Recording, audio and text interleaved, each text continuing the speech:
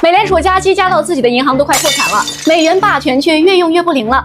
2008年美联储一加息，半个世界的国家直接破产。为什么2026年同样的操作，反而把美国自己逼到了墙角？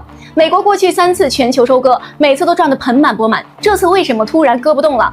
过去几十年，美国靠这招已经收割了全世界3次。第一次是80年代的拉美债务危机，美联储把利率加到20%，拉美国家借的美元债务瞬间爆炸，墨西哥、巴西、阿根廷相继破产。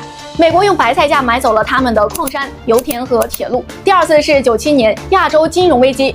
同样的套路，美联储加息，亚洲4小龙4小虎一夜回到解放前。韩国把整个国家的优质资源都卖给了美国，泰国的股市跌了90%。第三次就是2008年的次贷危机，这次美国把自己玩炸了，但最后还是让全世界买单。中国当时买了上万亿美元的美债，帮美国接了盘。但这一次2026年的美联储加息，结果却完全不一样了。美国加了这么多次息，不仅没有收割到多少财富，反而把自己的银行系统搞到了崩溃边缘。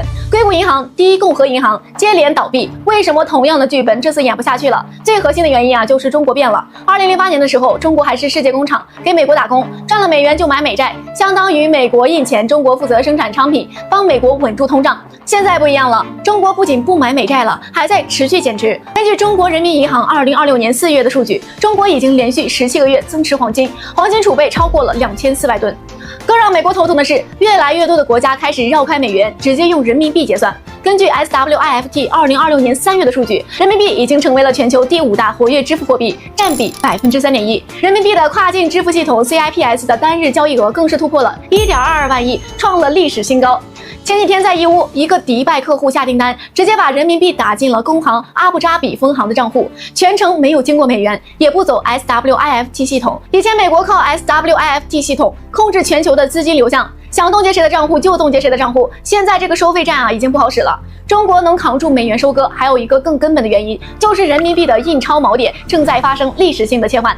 过去20年，人民币先后经历了2次锚点切换，第一次是2001年加入 WTO 后锚定美元，外贸老板成了第一批富豪；第二次是2008年后的锚定房地产，买房的人财富翻了20倍。现在第3次切换正在发生，人民币开始锚定国债和新质生产力、半导体、新能源、人工智能这些国家重点扶持的领域，正在成为新的财富蓄水池。央行把国债买卖纳入了货币政策工具箱，今年新增政府债务规模达到了11.86万亿，钱不再通过房地产流出来，而是直接流向了硬科技产业。美国一看收割不动别的国家，就开始动歪脑筋，打起了自己银行的主意。现在美债已经快39万亿美元了，中国、日本、中东这些大户都在减持，没人买美债怎么办？即将上任的美联储主席沃什想出了一个天才级别的骚操作。他说，银行不用再留那么多现金当准备金了，只要美联储给你们一个授信额度，说你们没钱了随时可以来找我借，这个额度就算是你们的准备金，然后让银行把手里的现金都拿出来买美债，用美联储的白条代替银行的真金白银，让全美国的银行都变成硅谷银行2.0。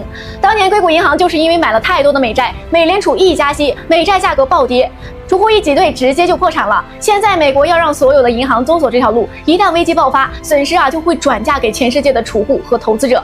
那这次美国收割不到中国，会轮到谁呢？首先遭殃的肯定是那些经济结构单一、依赖美元、外汇储备少的国家，比如土耳其，一季度为了稳汇率卖了80吨黄金，外汇储备已经快见底了。还有阿根廷、斯里兰卡这些国家早就已经破产了。接下来就是美国的那些盟友，日本和韩国。日本央行已经开始抛售美债救日元，印度为了保卢比，提高了黄金进口关税。这些国家跟着美国混，最后只会被美国当成牺牲品。其实呢，美国现在已经开始收割自己人了，最典型的就是移民。过去10年，全球移民被美国收割的财富高达7.3万亿美元。很多人以为移民美国就能过上好日子，结果掉进了合法吃绝户的陷阱。不可撤销家族信托，每年收2%到5%的管理费，遗产税最高52%，还有弃疾税。只要你持有绿卡满8年，想走就得交23.8%的资本利得税。福建有个林氏家族，1998年带了3000万美元移民到美国，把钱放进了信托，结果26年下来就剩89万了。最后还被强制清算，一家子变得一无所有。美元霸权不会立刻崩盘，但已经开始走下坡路了。靠印钱收割全世界的日子已经一去不复返了。2008年，美国能让全世界买单，是因为当时中国需要美国市场，美国也需要中国的生产力。但现在，中国正在构建自己的经济循环，人民币国际化也在稳步推进。未来的世界不会是美国一家独大，而是多元化的世界。拼的不是谁印的钱更多，而是谁能生产出更多更好的商品，谁能给世界提供更稳定的秩序。中国的路还很长，但我们已经走在了正确的方向上。只要我们守住自己的生产力和金融主权，大力发展心智生产力，就一定会在这场大国博弈中胜出。